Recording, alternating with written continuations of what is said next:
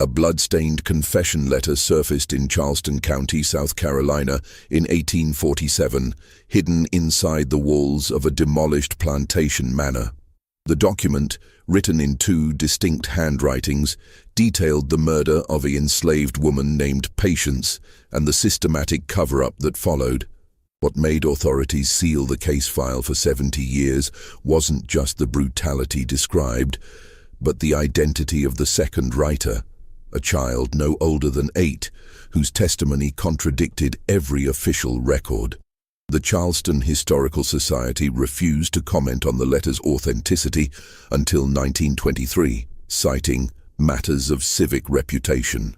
Tonight, we reveal what that little girl saw in the barn on August 14, 1834, and why the truth was buried deeper than any grave. Before we continue with the story of Magnolia Ridge Plantation, I need you to do something. Hit that subscribe button right now, because stories like this, the ones they tried to erase from history, need to be told. And leave a comment telling me what state or city you're listening from. I want to know where my audience is discovering these dark chapters of American history. The documents we're about to discuss were only declassified after the last living descendant of the Rutledge family died without heirs, releasing their private papers to the state archives. Magnolia Ridge sat 12 miles inland from Charleston, far enough from the coastal humidity to grow decent tobacco, but close enough to the port for profitable export. In 1834, it was one of 43 plantations operating in the county, neither the largest nor the smallest, employing 62 enslaved people across 400 acres. The manor house, built in 1809, featured the fashionable Greek Revival columns that every ambitious planter wanted, white paint that blistered under the relentless sun, and a reputation for stability that made it unremarkable among its peers. Samuel Rutledge inherited the property from his father in 1828 at age 31. Unlike some of the more flamboyant planters who spent seasons in Charleston society, Samuel preferred the routine of agricultural management. He kept meticulous records, purchased quality breeding stock, and maintained what he called reasonable discipline among his workforce. His wife Catherine had died giving birth to their only son, Thomas, in 1830, leaving Samuel to raise the boy with help from his widowed sister Margaret, who moved into the manor that same year. The plantation operated under the conventional hierarchy of the time. An overseer named Dutch Calloway, hired from Georgia in 1832, managed the field hands. 2 house servants, elderly women named Bess and Clara, handled the cooking and cleaning. The rest worked the tobacco fields, their days measured by the relentless South Carolina sun and the overseer's bell. Among those 62 souls was Patience Drummond, 26 years old, who'd been born on the property. Records listed her as capable field hand, no known complications, but those who knew her remembered something else, a singing voice that carried across the fields during harvest, clear and haunting. She had a daughter, Ruby, born in 1826, whose father's name appeared nowhere in the plantation books. This wasn't unusual. Many such silences existed in those pages. Ruby worked in the manor house starting at age 6, learning basic household tasks under Bess's instruction. She was small for her age, quiet, with her mother's dark eyes, and a habit of watching everything with an intensity that made some uncomfortable. Samuel Rutledge had approved her transfer from fieldwork, noting in his ledger that the girl shows aptitude for domestic service and may prove valuable in that capacity. The summer of 1834 was particularly brutal. Temperatures climbed above 95 degrees for 18 consecutive days in July, and 2 elderly field workers died from what the plantation doctor called heat apoplexy. The tobacco crop suffered, leaves yellowing prematurely, and Dutch Calloway grew increasingly irritable, extending work hours and reducing water breaks. Tensions simmered across Magnolia Ridge, like the heat waves rising from the red clay. In the big house, 8-year-old Thomas Rutledge spent his days with a tutor imported from Charleston, learning Latin and mathematics while his father reviewed accounts in the study. The boy had his mother's fair coloring and his father's serious demeanor, already showing signs of the stern planter he was being groomed to become. Ruby saw him often during her duties. This other child, whose world existed in the same physical space as hers, yet remained impossibly distant. Margaret Rutledge, 38 years old, managed the household with firm efficiency. She'd never married, and gossip suggested a broken engagement in her youth, but she never spoke of it.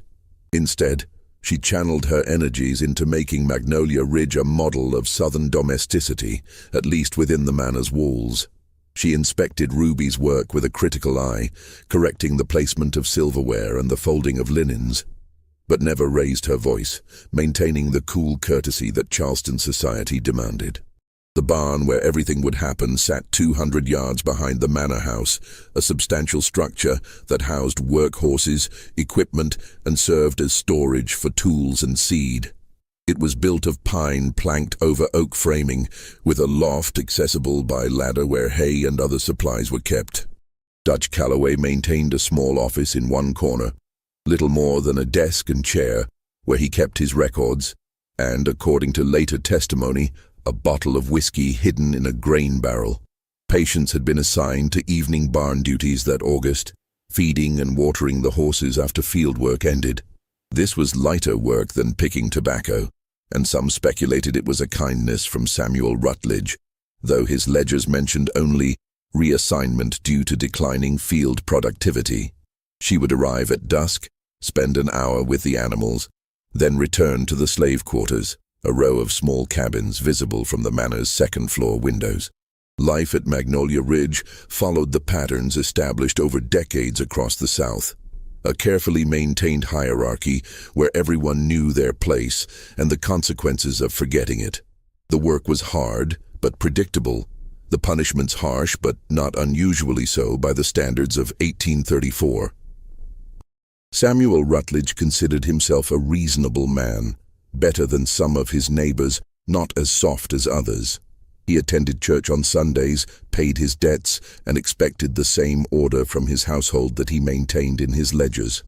Nothing in those carefully ruled columns suggested that within days, blood would stain the barn floor. Nothing in the peaceful routine of morning bells and evening prayers indicated that a child would witness something that would haunt her for 70 years.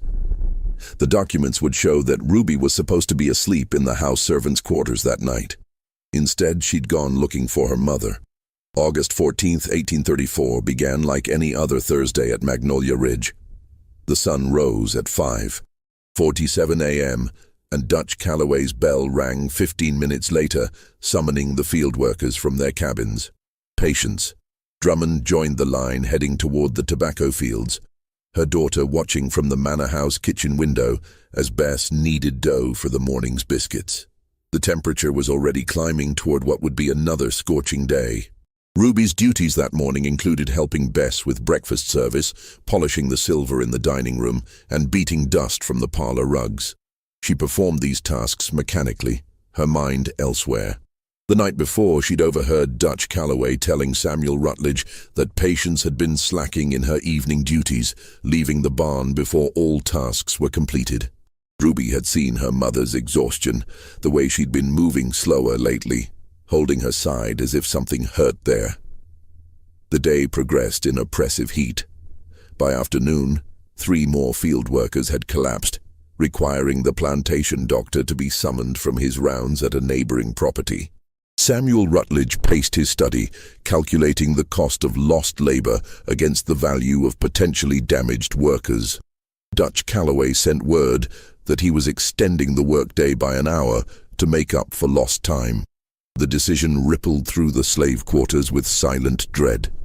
Patience returned from the fields at 7:30 p.m., her dress soaked through with sweat, red clay caked on her bare feet. Ruby saw her from the second-floor landing where she was dusting banisters, watched her mother pause at the well to drink deeply before heading toward the barn. There was something in Patience's posture, a heaviness beyond physical exhaustion, that made Ruby uneasy. What happened next, we know from multiple sources. The confession letter, testimony given 30 years later, and physical evidence documented when the barn was finally examined in 1847.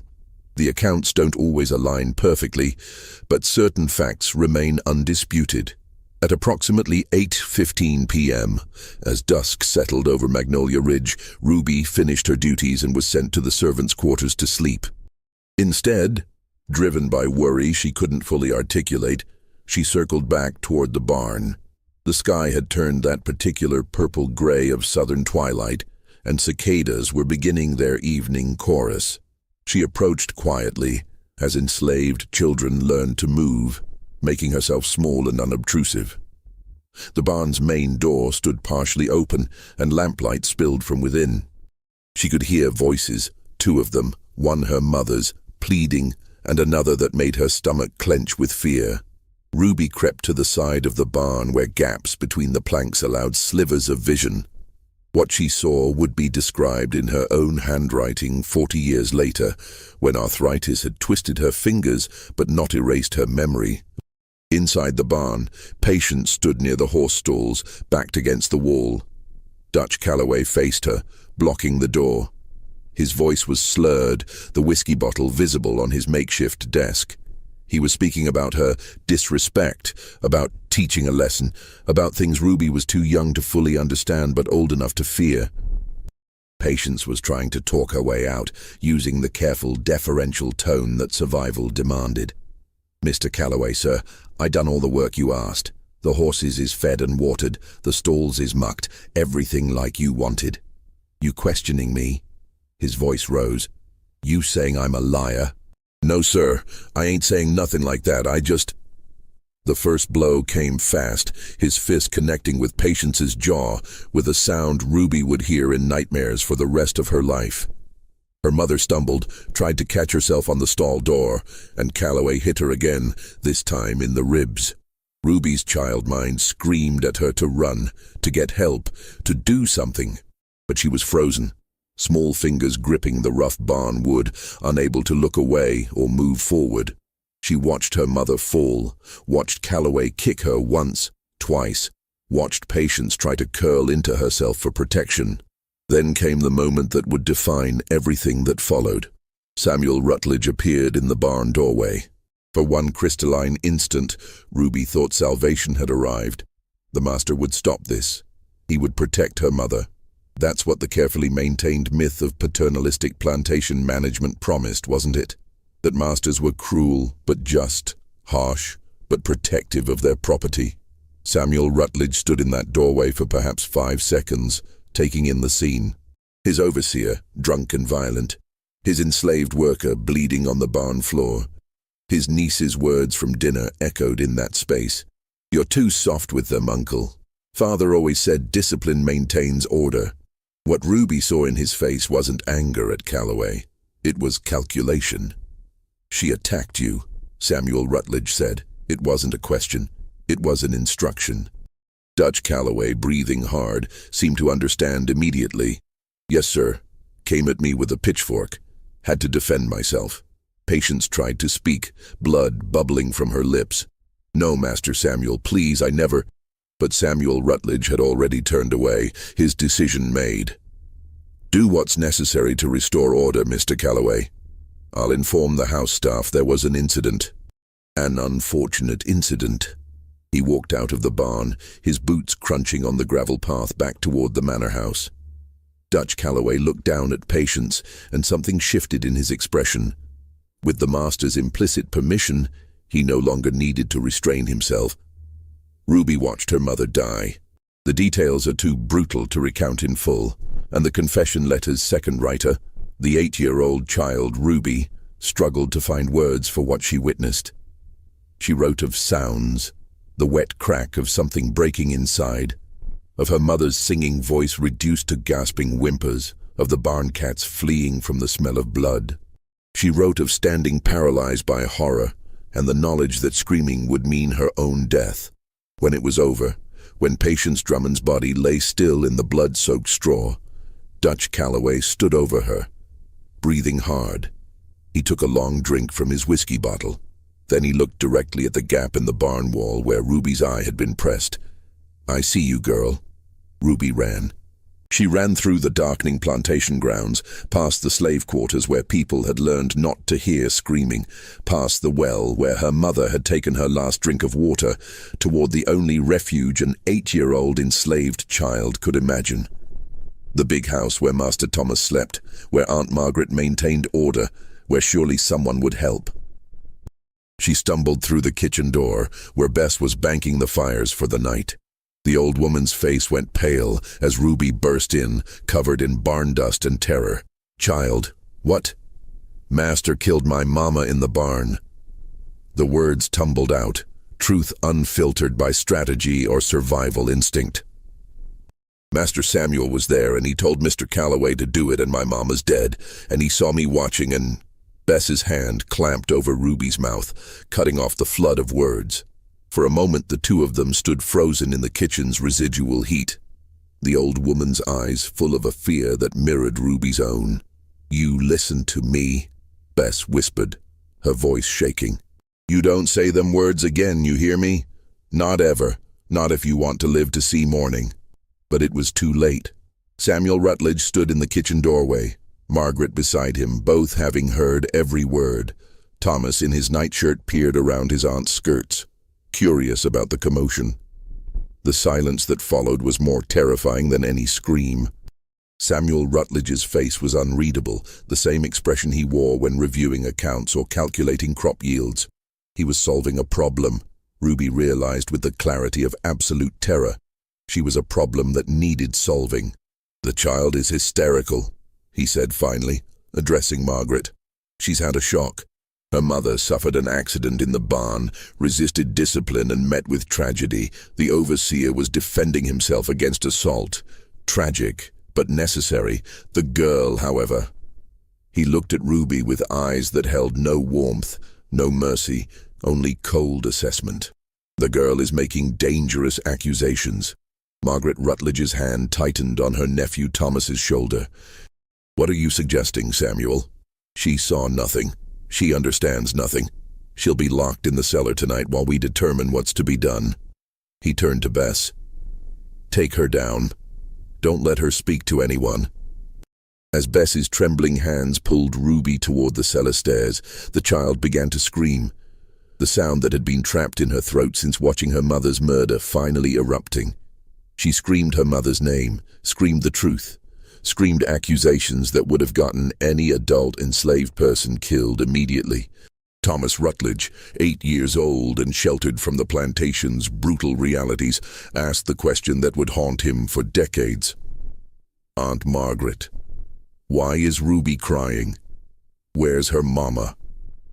Margaret's response was cut off as Bess dragged Ruby down into the darkness of the cellar, a stone-walled space that smelled of earth and potatoes, where the child's screams would be muffled by thick walls and the willful deafness of everyone who heard them.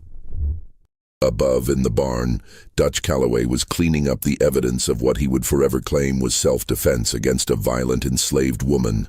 The pitchfork he placed near Patience's body had never been touched by her hands.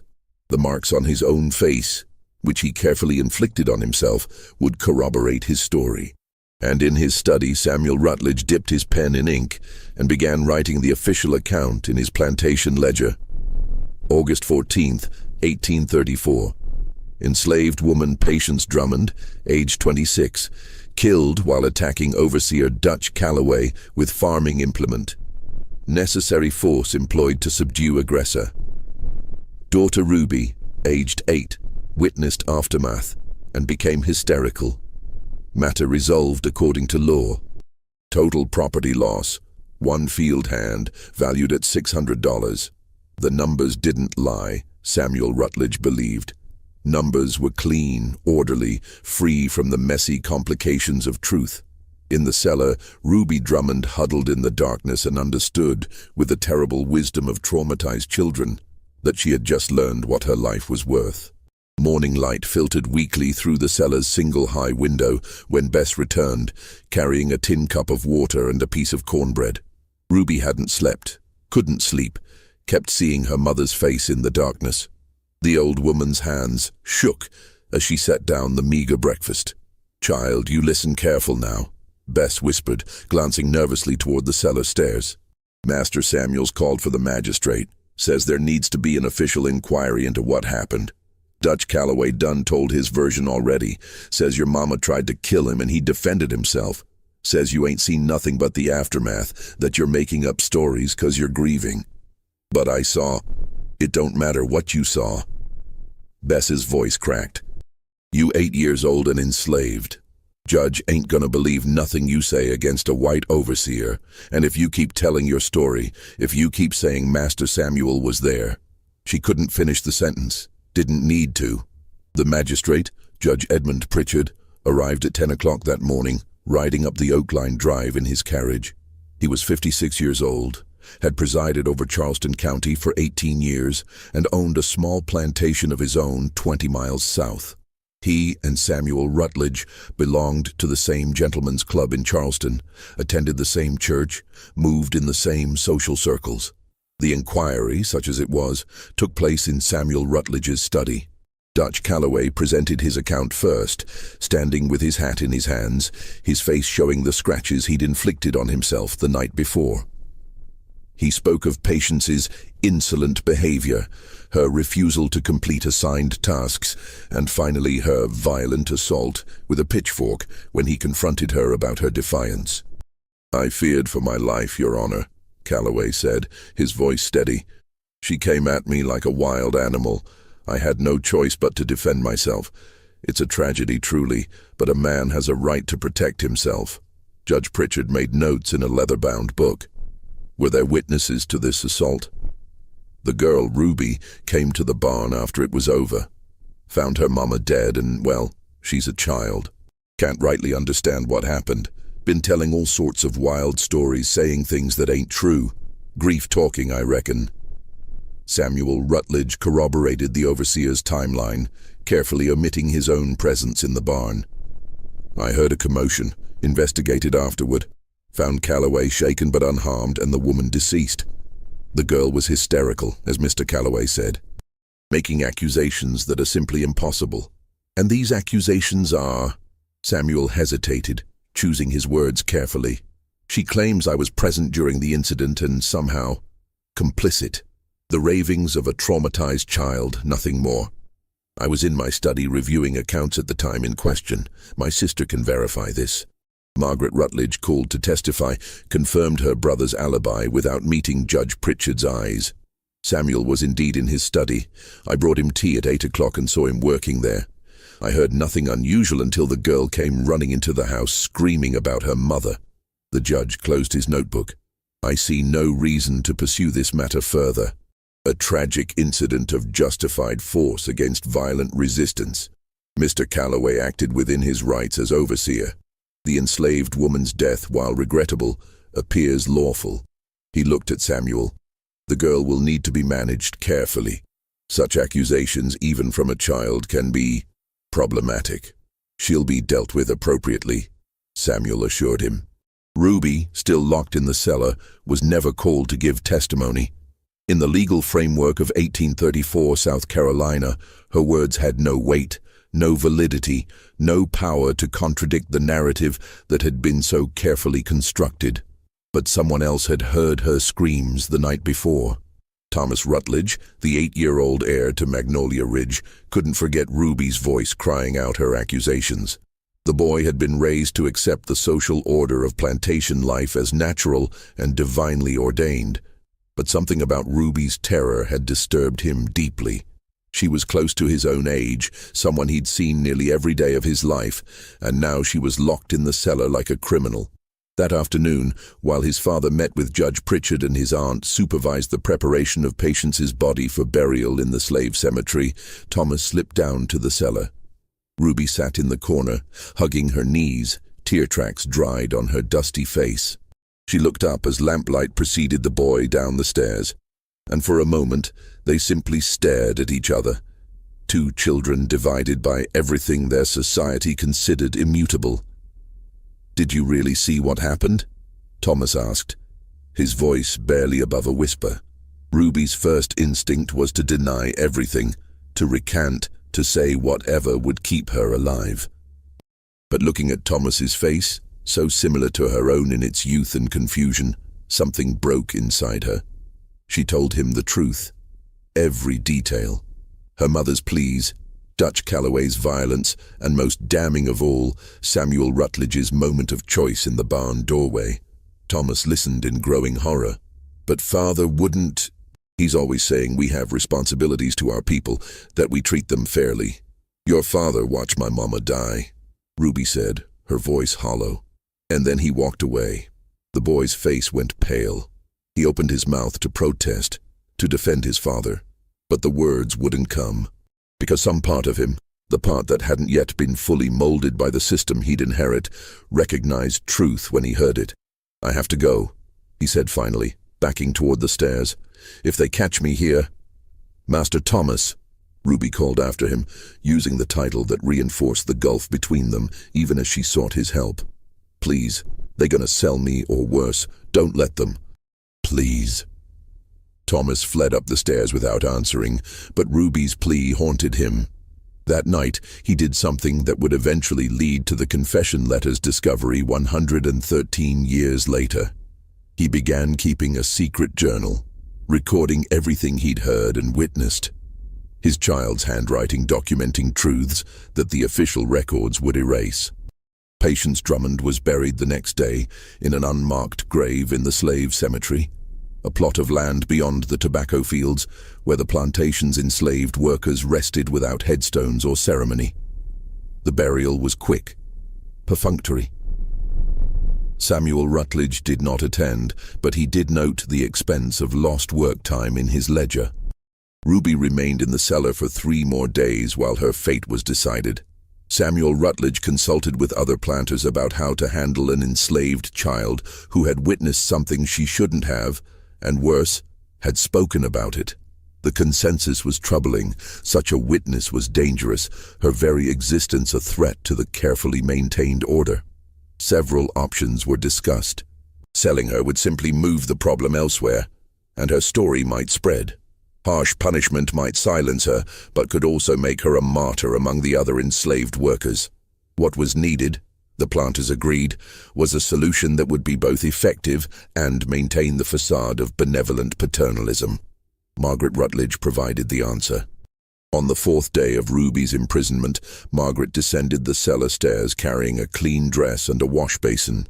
She set them down and regarded the child with an expression that was neither cruel nor kind, simply pragmatic. You'll be staying in the house permanently now, Margaret announced. You'll have a small room off the kitchen, better than the quarters. Your duties will increase, but so will your privileges. Better food, warmer shelter. But there are conditions. Ruby said nothing, understanding that no response was expected. You will never speak of what you think you saw in that barn. Not to the other servants, not to visiting guests, not to anyone. Not. If you do, you'll be sold to a plantation in Georgia where they work rice fields in snake-infested swamps, and you'll be dead within a year. Do you understand? Yes, ma'am. More than that, Margaret continued, her voice dropping lower. You will actively support the official version of events. If anyone asks, you arrived after the incident. You saw your mother's body and assumed wrongly that something improper had occurred. Your grief made you irrational. You understand now that Mr. Calloway acted in self-defense. Can you say that? Ruby's mouth went dry. To survive, she would have to become complicit in her mother's murder, would have to speak words that betrayed Patience's memory. But what choice did an 8-year-old enslaved child have? I can say that, she whispered. Good. Then we understand each other. Margaret turned to leave but paused at the stairs. Your mother's death was unfortunate, but order must be maintained. You're intelligent enough to understand that, I think. Intelligence can be a curse or a gift, Ruby. The choice of which it becomes is yours. The room off the kitchen where Ruby was installed measured perhaps 8 feet by 6, barely large enough for a narrow bed and a small trunk for her belongings.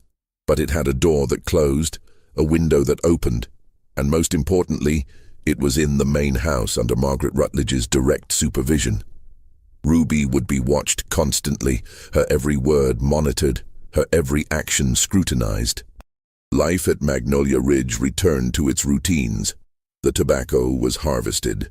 Dutch Calloway continued as overseer, his authority unchallenged.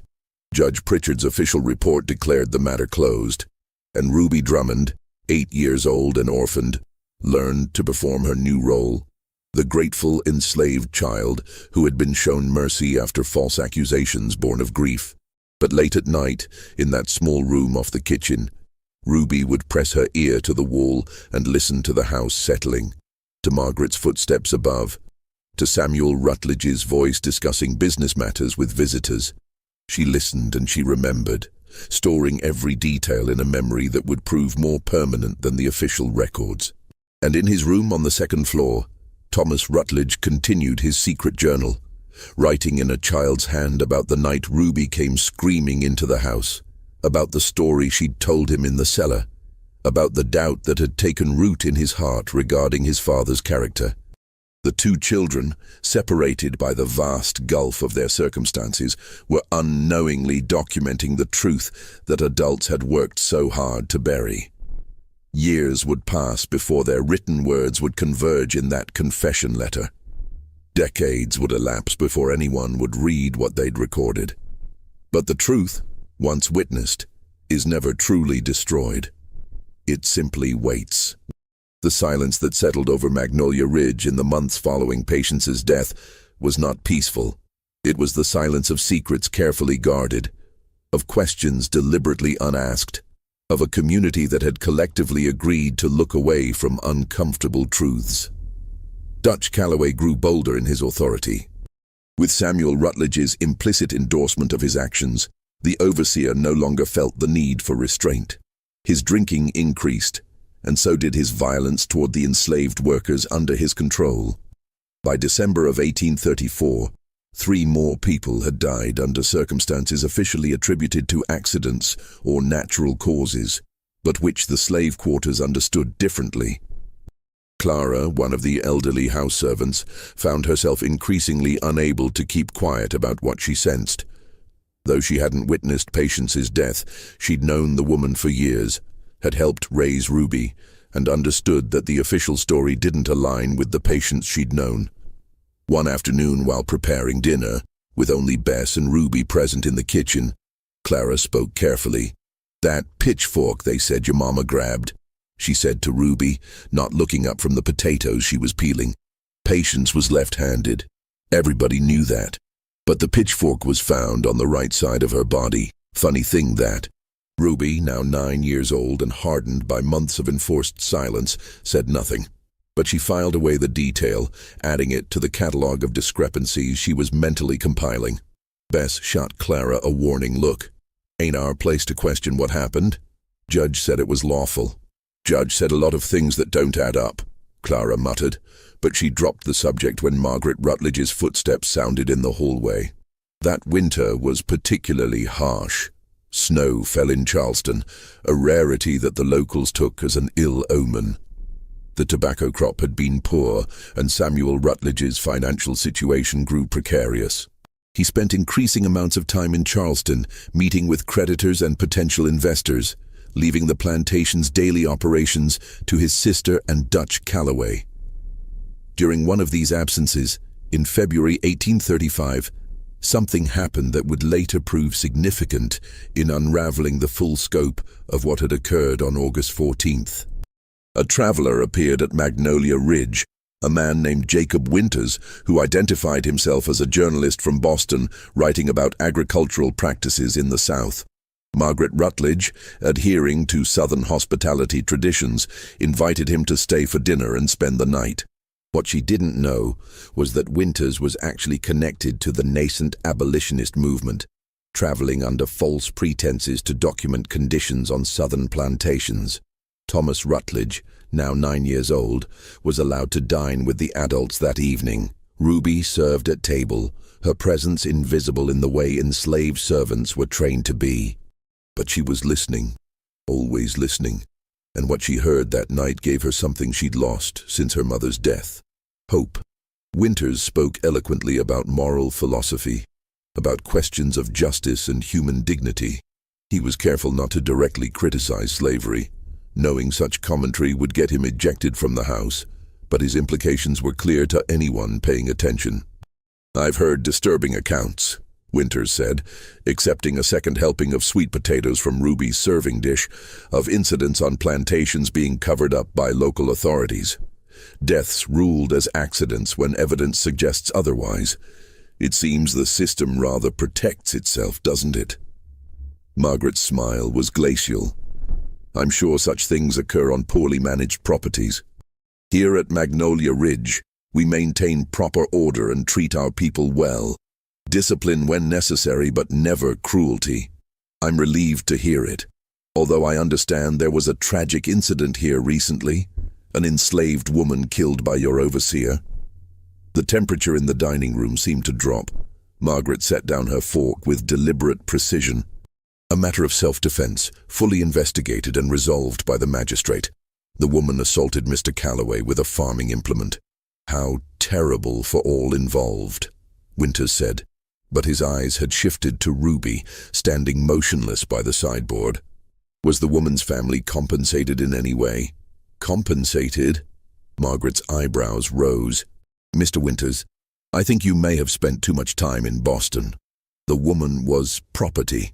One compensates an owner for property loss, not family members who are themselves property." "Of course. I forget sometimes the legal distinctions that apply here." He turned his attention to Thomas. "And you, young man, do you enjoy life on the plantation?" Thomas, who had been silent throughout the meal, struggled with his answer. In the months since Ruby's cellar confession, he'd become increasingly troubled by the contradictions between what he was taught about honorable Southern values and what he'd witnessed. His secret journal had grown to 50 pages, filled with observations that would horrify his father. "It's all I've known, sir," Thomas finally answered, the careful reply of a child who'd learned that honesty could be dangerous. After dinner, as Ruby cleared the dishes, Winters found a moment to speak to her alone in the hallway. His words were quick, barely above a whisper. "The woman who died, she was your mother, wasn't she?" Ruby's hands tightened on the serving platter. She glanced around nervously, aware that being caught in conversation with a guest could bring punishment. "Yes, sir." "Did it happen the way they said?" She looked into his eyes and saw something there, genuine concern, a willingness to hear truth. For a moment, she was tempted to tell him everything, to unburden herself to someone who might actually care. But survival instincts, honed over 6 months of enforced silence, prevailed. "It happened like they said, sir. My mama, she wasn't herself that day. The heat, maybe. She did something foolish and Mr. Calloway had to defend himself. I miss her terrible, but I understand now it wasn't nobody's fault but hers." The words tasted like ash in her mouth, but they were the words that kept her alive. Winters studied her face, clearly recognizing the rehearsed quality of her response. "I see. Well, if you ever need to tell a different story, there are people in Charleston who would listen. The Society of Friends, they're called Quakers. They have a meeting house on King Street. They help people sometimes." Before Ruby could respond, Margaret Rutledge appeared in the hallway. "Ruby, take those dishes to the kitchen. Mr. Winters, perhaps you'd enjoy a brandy in the parlor." The moment passed, but the seed had been planted. There were people who might help, who might believe her. The knowledge was dangerous, but also sustaining. Winters left the next morning, but not before slipping a small card into Thomas's hand during breakfast. On it was written an address in Charleston and a single sentence: "Truth matters, even when it's dangerous." Thomas hid the card in his journal, another secret added to the growing collection. Spring arrived, and with it came changes to Magnolia Ridge that would set in motion the events leading to the confession letter's creation.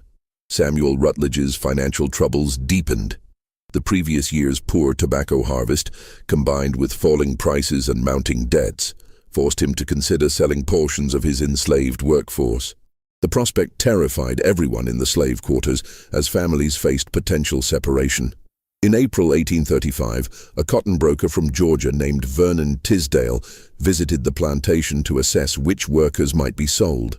He was a hard man with calculating eyes, known for purchasing enslaved people in bulk and transporting them to the expanding cotton plantations in the Deep South, where mortality rates were significantly higher than in the Upper South. Dutch Calloway escorted Tisdale through the quarters, presenting workers like livestock at auction. Ruby watched from the kitchen window as men and women were examined, their teeth checked, their muscles assessed, their value calculated. The overseer was clearly relishing his role, making recommendations based on productivity and temperament. When they approached the house, Margaret called Ruby into the parlor where Tisdale was reviewing paperwork with Samuel Rutledge. "This is Ruby," Samuel said. "House servant, trained since childhood, literate enough to read basic instructions, obedient and quiet." Tisdale walked around Ruby in a slow circle, his assessment clinical and dehumanizing. "How old?" 9 years. Prime age for training in more complex household duties. "Any health issues, behavioral problems?" Samuel hesitated, and in that pause Ruby understood her fate was being decided. "There was an incident last year. Her mother died, and the girl made some inappropriate accusations in her grief. But she's since been corrected and has given no trouble." Tisdale's interest sharpened. "What kind of accusations?" "Nothing of consequence. A child's misunderstanding of events. She's learned better now. Children who make accusations can be problematic when they grow older," Tisdale mused. "Memories can be dangerous things. On the other hand, a well-trained house servant is valuable." He named a price that made Samuel's expression brighten with relief. Ruby felt the floor tilt beneath her feet. She was being sold. After months of forced complicity, of speaking lies to preserve her life, she was being sent away anyway, shipped to Georgia where she'd likely die in cotton fields before reaching adulthood.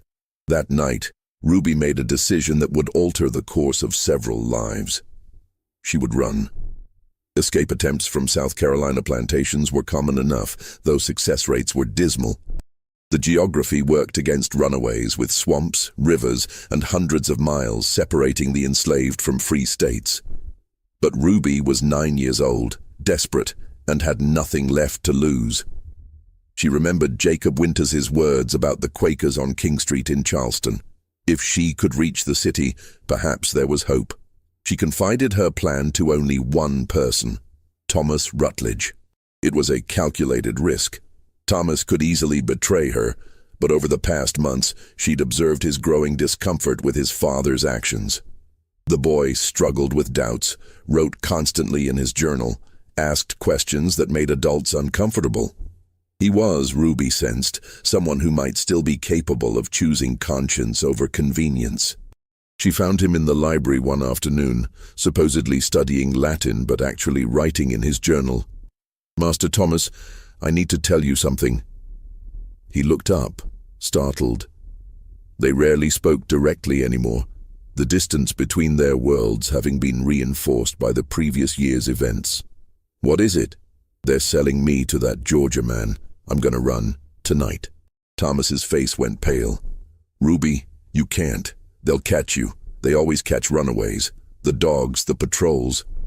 I'd rather die trying than die picking cotton in Georgia, but I'm telling you because—" She took a breath.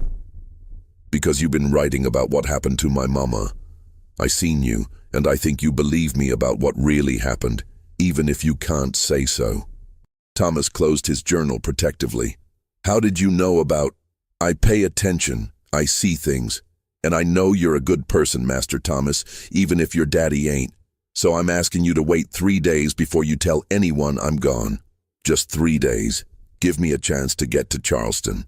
If they find out I knew and didn't tell, then say I lied to you, said I was just going to visit someone in the quarters. Say I tricked you. They'll believe that over-believing you helped me." Thomas stared at his journal, at the pages filled with his private rebellion against the system he was supposed to inherit. Ruby was asking him to transform those written doubts into action, to risk his own comfort for her slim chance at survival. 3 days, he finally whispered. "But Ruby, even if you reach Charleston, where will you go? The Quakers might help, but the city has slave catchers everywhere, and you're so young." "I'll figure something out. I have to. That night, Ruby wrapped her few possessions in a cloth bundle, a spare dress, a piece of cornbread saved from dinner, and something she'd kept hidden since her mother's death, a small wooden bird Patience had carved for her years ago. It was all she had left of the woman whose murder she'd witnessed. The house settled into sleep around midnight. Ruby slipped from her small room, moved silently through the darkened kitchen, and eased open the back door. The spring air was warm and humid, filled with the chorus of frogs from the nearby creek. She'd studied the route during her months of kitchen duties, knew which paths the patrols favored, which roads led toward Charleston. She'd made it perhaps 200 yards from the house when a voice stopped her cold. "Going somewhere, girl?" Dutch Calloway stepped from behind an outbuilding, and Ruby's heart plummeted. He'd been drinking. She could smell the whiskey even from 10 feet away, and his expression held a malice that made her stomach clench with terror. "Thought you might try something," he said, moving closer. "Been watching you, seeing that rebellious look in your eye, just like your mama had right before she died." Ruby backed away, her mind racing through impossible options. Run and he'd catch her, scream and she'd wake the house, ensuring her sail, or worse, fight, and she was 9 years old facing a grown man. "You know what happened to your mama," Calloway continued, his voice taking on a taunting quality fueled by alcohol. "You know because you saw. Samuel thinks you forgot, thinks you learned to keep quiet. But I seen the way you look at me. You remember everything." "I don't know what you're talking about," Ruby said, the rehearsed lie automatic. "Don't play stupid. You were there, watching through them barn boards. I saw your eye, saw you standing there while I—" He stopped, seeming to realize he was confessing. "While I defended myself against your mama's attack." "Please, Mr. Calloway, I was just going to the quarters to see—" "Shut up." His hand shot out and grabbed her arm, his grip bruising. "You think I'm gonna let you run off to Charleston and tell your stories? You think I'm stupid?" From the darkness, another voice spoke. "Let her go." Thomas Rutledge stepped into the moonlight, his father's hunting rifle in his hands. The boy was trembling, the weapon clearly too heavy for him, but he held it pointed in Calloway's general direction. "Master Thomas," Calloway said, his tone shifting to forced respect. "The girl was running away. I caught her just doing my job. I said let her go. You don't understand what you're doing, boy. Your father. My father watched Ruby's mother die and did nothing to stop it." The words came out in a rush, as if Thomas had been holding them in for months. "Ruby told me the truth, and I believe her. I've been watching you, Mr. Calloway. I've seen how the workers fear you. I've written it all down, everything I've seen and heard."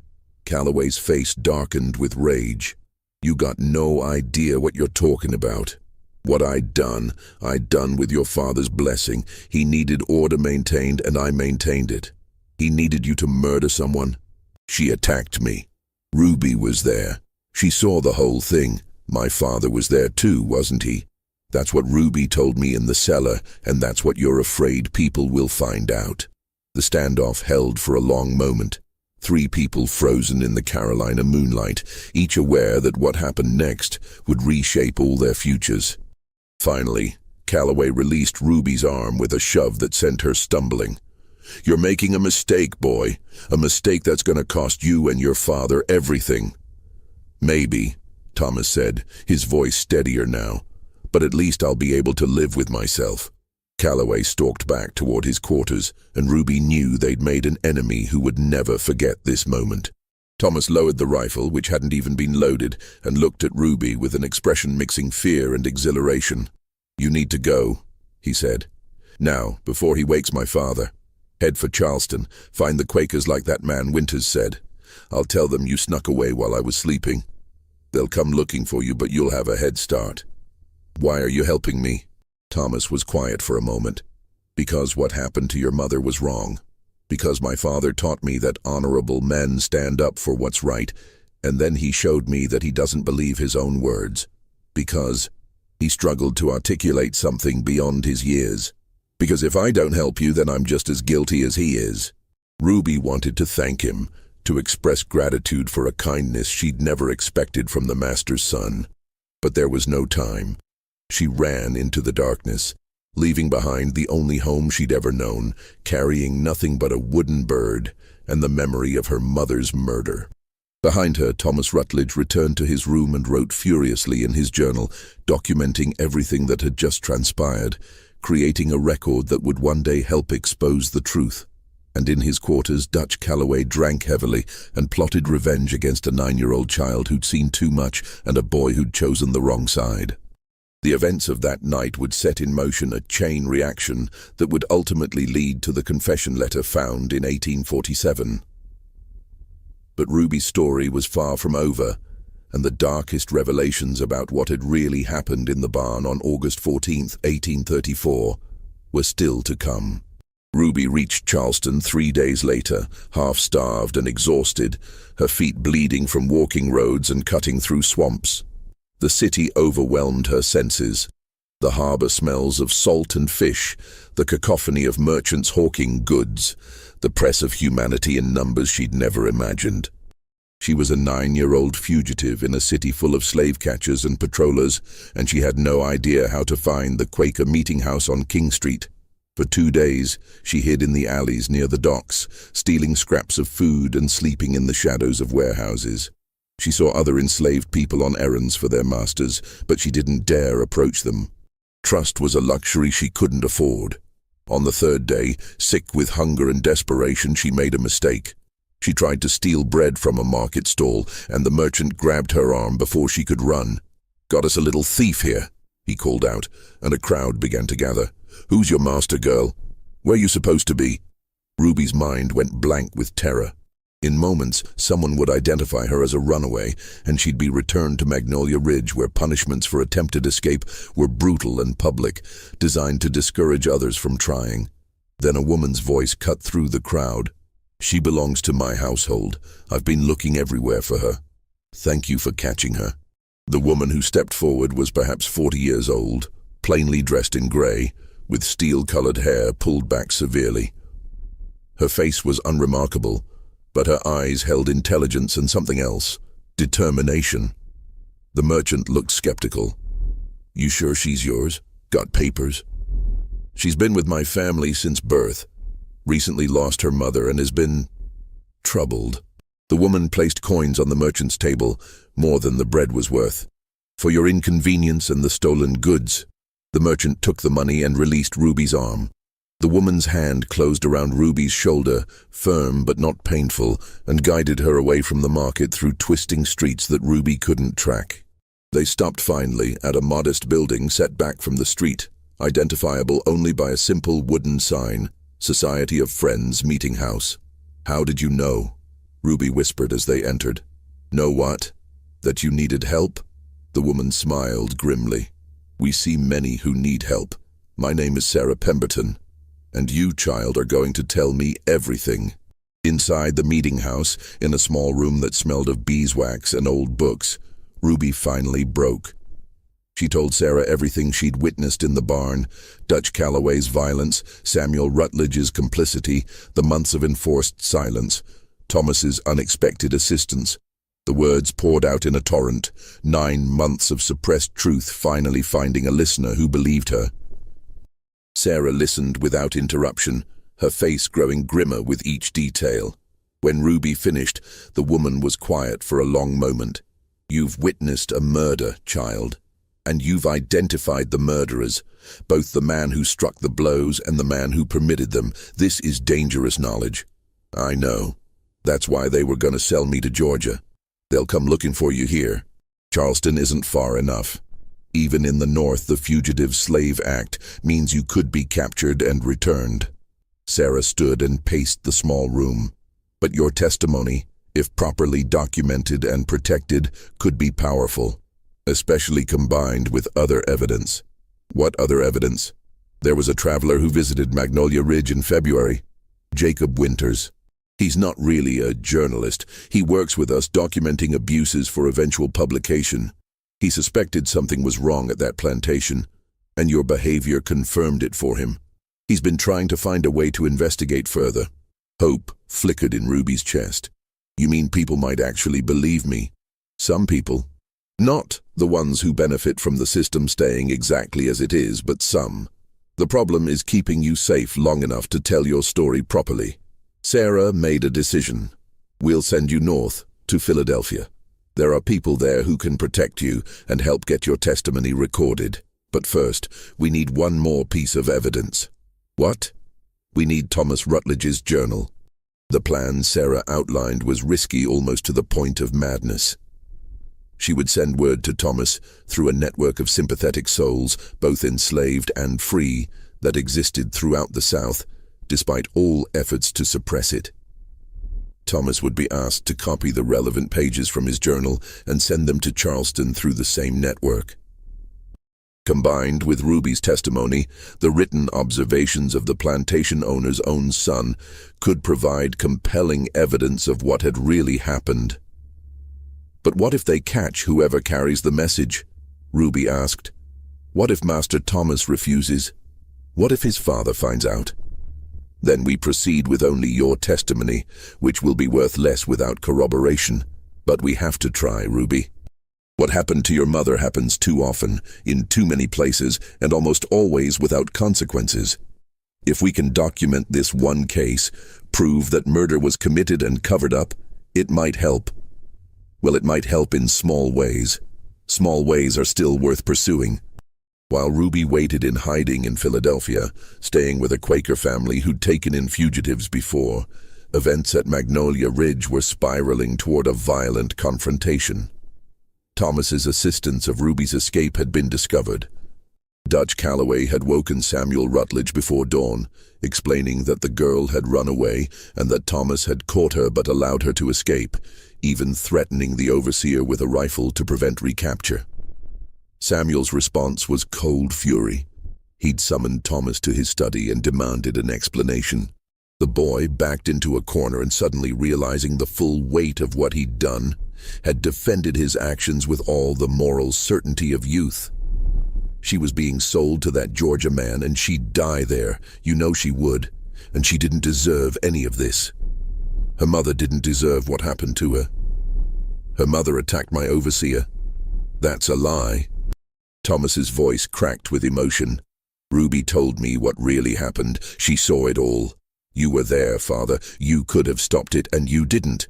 You chose to let Mr. Calloway kill her. The slap came fast and hard, Samuel's hand connecting with his son's face with enough force to knock the boy off his chair. It was the first time Samuel Rutledge had ever struck his child. You will never speak those words again, Samuel said, his voice shaking with rage and something else, fear. A enslaved girl told you lies, and you believed her over your own father, over Dutch Calloway, over the magistrate who investigated and found the matter lawful. Thomas, bleeding from his lip, looked up at his father with eyes that had lost something essential. She didn't lie. I know she didn't. How could you possibly know that? Because I've been watching.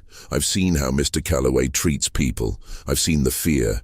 And I've seen how you pretend not to notice, how you look away when it's convenient. Thomas climbed to his feet, no longer caring about consequences. I've written it all down, Father. Everything I've seen, everything Ruby told me, everything that's wrong with this place. I have pages and pages documenting it. Samuel's face went ashen. Where is this journal? Somewhere you'll never find it.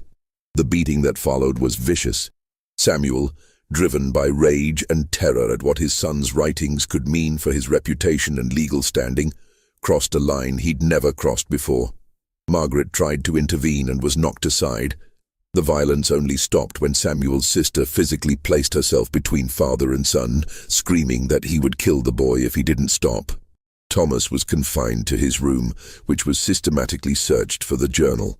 They didn't find it, because Thomas had hidden it well, inside a loose floorboard beneath his bed, wrapped in oilcloth to protect it from moisture. But the search revealed something else. The card Jacob Winters had given him, with the Charleston address. Samuel now understood the full scope of the threat. His son had been in contact with abolitionists, had documented evidence of murder and cover-up, and was potentially planning to testify against his own father. Dutch Calloway offered a solution. The boy's been poisoned against you by that Winters fellow and the runaway girl. He needs to be sent away, somewhere he can be supervised and re-educated. I know a military academy in Virginia that specializes in correcting young men with rebellious attitudes. But before those plans could be implemented, the message from Sarah Pemberton arrived, carried by a free black man who worked as a carter and traveled regularly between Charleston and rural plantations. The message was coded, but Thomas understood it. Ruby was safe, and she was asking for his help. She needed copies of his journal entries about the night of Patience's death. Thomas had a choice to make. Comply with his father, destroy his journal, accept that injustice was simply how the world worked, or commit fully to the rebellion he'd started, knowing it would cost him everything he'd ever known. He chose rebellion. Over 3 nights working by candlelight, Thomas copied 23 pages from his journal, detailing everything from the night Ruby came screaming into the house to his confrontation with Dutch Calloway during Ruby's escape attempt. His handwriting, still forming and childish, nevertheless captured truths that adults had worked hard to suppress. On the 4th night, he snuck from his still-locked room, having picked the simple lock with a hairpin stolen from his aunt's room, and met the carter at a pre-arranged location near the property boundary. He handed over the copied pages wrapped in canvas and whispered a message to be delivered to Ruby. "Tell her I'm sorry I couldn't do more. Tell her I believe her." The carter disappeared into the darkness, and Thomas returned to his room, knowing that what he'd just done was irrevocable. There would be consequences, potentially severe ones, but he'd made his choice. What Thomas didn't know was that Dutch Calloway had suspected something and had been watching the house. The overseer saw Thomas meet the carter, saw the package exchange hands, and smiled grimly to himself. The boy had just provided evidence of conspiracy with abolitionists. It was exactly the excuse Calloway needed to convince Samuel Rutledge that more drastic measures were required. The next morning, Thomas was woken before dawn by his father and 2 men he didn't recognize, hired muscle from Charleston. They searched his room and found the journal hidden beneath the floorboards. Samuel read the entries with a face like carved stone, and when he finished, he looked at his son with an expression that held no love, only cold calculation. "You've betrayed your family, your class, your people. I told the truth. Your truth is treason." Samuel handed the journal to Dutch Calloway. "Burn it, all of it." "No." Thomas lunged for the journal, but the hired men restrained him easily. Calloway took the journal outside, and they heard the crackle of flames as months of Thomas's careful documentation went up in smoke. But the overseer had made a critical error. The copied pages, the ones Thomas had sent to Charleston, survived. They would reach Ruby in Philadelphia 2 weeks later, and eventually become part of the confession letter that would be found in 1847. Just when we thought we'd seen it all, the horror in Charleston intensifies. If this story is giving you chills, share this video with a friend who loves dark mysteries. Hit that like button to support our content. And don't forget to subscribe to never miss stories like this. Let's discover together what happens next. Thomas Rutledge was sent to Braxton Military Academy in Virginia the following week, a harsh institution known for breaking the spirits of rebellious young men. His father hoped the academy would erase his son's dangerous sympathies and transform him into a proper Southern gentleman. At Magnolia Ridge, with both Thomas and Ruby gone, Dutch Calloway's reign became even more brutal. Without the master's son watching and documenting abuses, the overseer felt free to exercise his worst impulses. 2 more enslaved people died under suspicious circumstances that summer. Samuel Rutledge, consumed by paranoia about what testimony might be spreading in abolitionist circles, withdrew increasingly into drink and isolation. Margaret Rutledge, watching her brother's descent and remembering the violence she'd witnessed between Samuel and Thomas, began to question her own complicity in the events that had destroyed their family. She started her own journal, writing in secret about her doubts, her guilt, and her growing realization that the system she'd defended all her life was fundamentally evil. In Philadelphia, Ruby was learning to read and write properly, taught by the Quaker family sheltering her. She was receiving treatment for the trauma she'd endured, though nightmares about the barn still woke her screaming. When Thomas's copied pages arrived, she wept to see his childish handwriting documenting belief in her story. Proof that someone from the world of masters had chosen truth over convenience. Sarah Pemberton and Jacob Winters, working with other abolitionists, began compiling Ruby's testimony, Thomas's journal excerpts, and other evidence they'd gathered about Magnolia Ridge into a document they hoped might eventually be published or used in legal proceedings. But they underestimated Dutch Calloway's determination to protect himself. The overseer had connections throughout South Carolina, including with slave catchers who made their living hunting fugitives. He put out word that a substantial reward was offered for the return of Ruby Drummond, emphasizing that she was dangerous, a liar spreading falsehoods about respectable white men. The reward was significant enough to tempt even those who might otherwise look the other way. In September 1835, one of these slave catchers, a man named Silas Crenshaw, received information about a young black girl matching Ruby's description living with Quakers in Philadelphia. The Fugitive Slave Act gave him legal right to operate in northern states, and despite the protection the Quakers tried to provide, Crenshaw was skilled at his brutal profession. He came for Ruby on a Tuesday night, breaking into the Quaker household with forged paperwork and 2 hired thugs. The family tried to resist, but they were pacifists who'd never prepared for violence. Ruby was dragged from her bed, bound, and loaded into a wagon for the journey back to South Carolina. The return trip took 6 days. Ruby, terrified and gagged, understood she was being taken back to face a punishment that would likely end in her death. She'd humiliated Samuel Rutledge, cost him his relationship with his son, and threatened to expose a murder. There would be no mercy. But Crenshaw made a mistake. He chose a route that passed through Virginia, and he stopped for the night at a tavern in Richmond. While the slave catcher drank inside, Ruby, locked in the wagon, managed to work her hands free from the ropes. She kicked at the wagon's back gate until it splintered, and she ran into the Richmond night. By chance or providence, she stumbled into the grounds of Braxton Military Academy. The military academy sat on 20 acres of Virginia woodland, its main building a stern brick structure that looked more like a prison than a school. Ruby, bleeding from her escape and delirious with fear, collapsed near the stables where a groom found her the next morning. Thomas Rutledge, now 10 years old and hardened by 6 months at Braxton, was working stable duty as punishment for insubordination when the groom brought the unconscious girl to the infirmary. He recognized her immediately. "Ruby?" He pushed past the academy nurse to kneel beside the cot where she lay. "Ruby, what happened?" She woke to his voice, and for a moment couldn't believe she was seeing him. "Master Thomas, how are you? My father sent me here after I gave your testimony to the abolitionists. Ruby, why are you in Virginia? You were supposed to be safe in Philadelphia." Through cracked lips and tears, Ruby explained about the slave catcher, the capture, the escape. "They're coming for me. That man, Crenshaw, he's going to realize I'm gone and he'll search everywhere. I don't have anywhere else to run." Thomas's face set with determination. "Then we don't run. We fight back. We tell everyone what really happened, and we use my position here to make them listen. They won't believe me. They never believe enslaved people. Maybe not in South Carolina with my father's influence, but here, this is Virginia. And the commandant of this academy is a Union Army veteran who doesn't like plantation owners.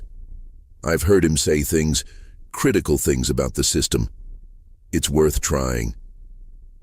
Over Ruby's protests, Thomas went directly to Commandant Marcus Wellesley, a severe man of 53 who ran Braxton Academy with military precision. Thomas knocked on the commandant's office door and, when admitted, spoke with all the courage he'd accumulated over the past brutal months. "Sir, there's a fugitive enslaved girl in our infirmary. Her name is Ruby Drummond, and she witnessed a murder on my father's plantation. I have documentation of that murder, testimony that I personally recorded and sent to abolitionists in Philadelphia. She's being hunted by a slave catcher named Silas Crenshaw, who intends to return her to South Carolina, where she'll likely be killed to prevent her testimony. Sir, I know the law is on the slave catcher's side, but the moral right is on hers. I'm asking you to protect her. Wellesley studied the boy in front of him. Thomas Rutledge had arrived at Braxton 6 months earlier with a reputation as a troublemaker, but Wellesley had seen something different. A young man with principles that had gotten him in trouble with his father. The commandant had served in the military during the War of 1812, had seen enough cruelty and injustice to make him skeptical of Southern claims of benevolent slavery. You're asking me to defy the Fugitive Slave Act. I'm asking you to prevent a murder, sir. Wellesley made a decision that would alter the trajectory of several lives. Bring me this documentation you mentioned. I want to see what evidence you have. Thomas didn't have the original journal, which had been burned, but he had something better. He'd memorized large portions of it, and over the next 3 hours, he recreated key passages for Commandant Wellesley, describing in detail what Ruby had witnessed, what he'd observed at Magnolia Ridge, and the conspiracy of silence that had protected the guilty. Ruby, recovered enough to speak, provided her own testimony, describing the night in the barn with a clarity that left no doubt about her truthfulness. When Silas Crenshaw arrived at the academy the next day with his forged papers and legal authority to reclaim his property, he found not cooperation but resistance. Commandant Wellesley, backed by 6 armed academy instructors, refused to turn over Ruby. Your papers may be in order, Mr. Crenshaw, but I have reason to believe this child is a material witness to a murder. I'm detaining her pending investigation by Virginia authorities. You're welcome to petition the Richmond court if you disagree. Crenshaw sputtered about the law, about property rights, about the trouble he'd bring down on Braxton Academy. But Wellesley, who'd faced down enemy soldiers in battle, was unmoved. The slave catcher left empty-handed, though he promised to return with court orders and legal muscle. Over the following weeks, Commandant Wellesley used his military connections to bring attention to Ruby's case. He contacted Union Army officers with abolitionist sympathies, wrote to newspapers in Richmond and Washington, and ensured that Ruby's testimony and Thomas's corroborating account were documented by multiple witnesses. The pressure forced Virginia authorities to open an investigation into the events at Magnolia Ridge. Judge Pritchard's cursory 1834 ruling was examined and found wanting. New testimony was taken from enslaved workers at Magnolia Ridge, who, sensing possible protection from Virginia investigators, began speaking more openly about Dutch Calloway's brutality and Samuel Rutledge's complicity. Margaret Rutledge, summoned to give testimony, surprised everyone by producing her own journal. In it, she documented her growing doubts about what had happened to Patience Drummond, conversations she'd overheard between her brother and the overseer, and her own complicity in maintaining the false narrative. Her testimony was damning. I knew the official account didn't align with what I'd observed of Patience's character. I knew Ruby's initial accusations deserved investigation rather than suppression, but I chose to protect my brother and maintain our social position. In doing so, I became complicit in covering up a murder. The investigation revealed other truths about Magnolia Ridge. Financial records showed Samuel Rutledge had been deeply in debt, desperate to maintain his plantation's productivity at any cost. Correspondence between Rutledge and Dutch Calloway documented a pattern of escalating violence, with the overseer essentially given free rein to control the enslaved workforce by whatever means he deemed necessary. Most damning of all, when authorities examined the barn where Patience had died, they found evidence that contradicted the official story. The pitchfork that had supposedly been used to attack Calloway showed no signs of Patience's touch, no blood or tissue that would confirm she'd wielded it as a weapon. The blood pattern on the barn floor suggested a one-sided beating, not a mutual struggle. Clara's observation to Ruby years earlier was vindicated. The pitchfork had been placed near Patience's right hand, but she'd been left-handed. It was a small detail, but one that revealed the hasty staging of a crime scene. Dutch Calloway, sensing the investigation closing in, attempted to flee South Carolina. He made it as far as Alabama before being apprehended by federal marshals. Samuel Rutledge, facing potential murder charges, suffered what his doctors called an apoplectic seizure, though many suspected he'd simply collapsed under the weight of his guilt and fear. In February 1836, Ruby Drummond and Thomas Rutledge sat together in a Richmond courthouse and provided formal testimony about what had happened on August 14, 1834. Ruby, now 10 years old, spoke clearly about witnessing her mother's murder. Thomas, also 10, corroborated her account and provided context about the plantation's atmosphere of violence and fear. The legal proceedings were complicated by jurisdictional issues and the fact that the crime had occurred in South Carolina, where local authorities were still inclined to protect Samuel Rutledge.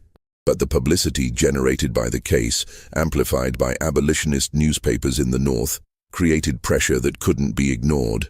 Dutch Calloway was eventually tried not for murder, but for manslaughter, a compromise verdict that satisfied no one but was seen as the best achievable outcome.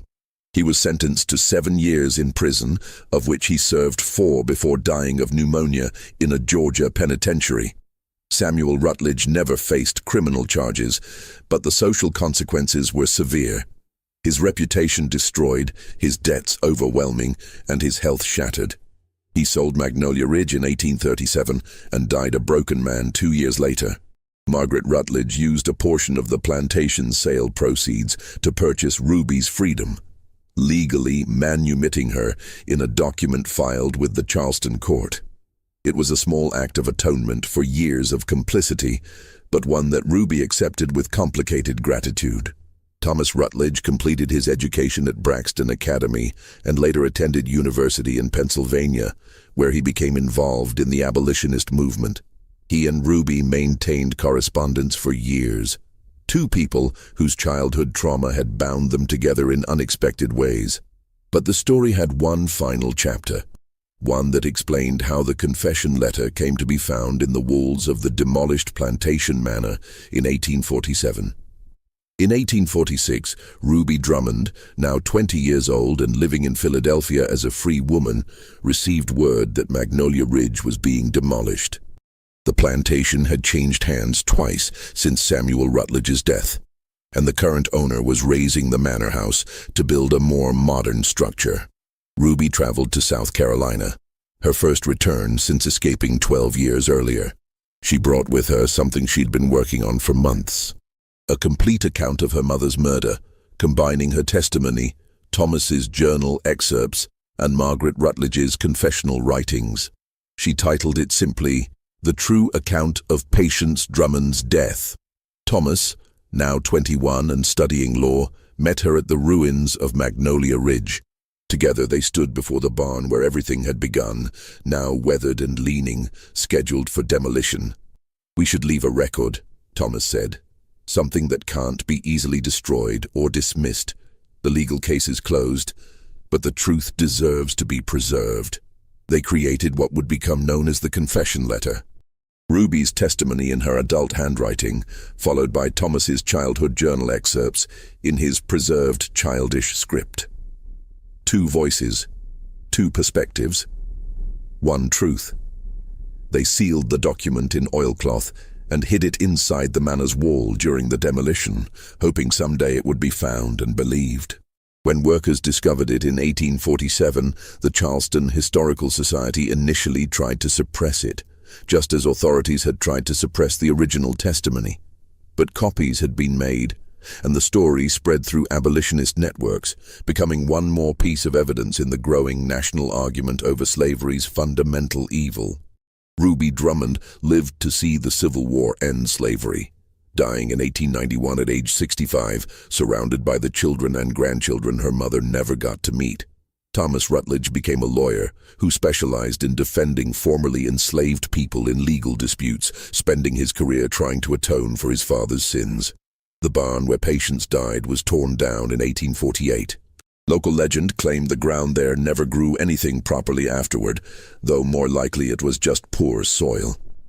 Margaret Rutledge spent her final years operating a school for freed black children in Charleston, her own form of penance. This mystery shows us that truth, even when buried by power and protected by law, has a way of surviving. Patience. Drummond's murder was legal under the system that existed in 1834, but it was never just. What do you think of this story? Do you believe everything was revealed, or are there still secrets in South Carolina's soil? Leave your comment below. If you enjoyed this tale and want more horror stories like this, subscribe, hit the notification bell, and share with someone who loves mysteries. The darkest chapters of history deserve to be remembered, not forgotten. See you in the next video.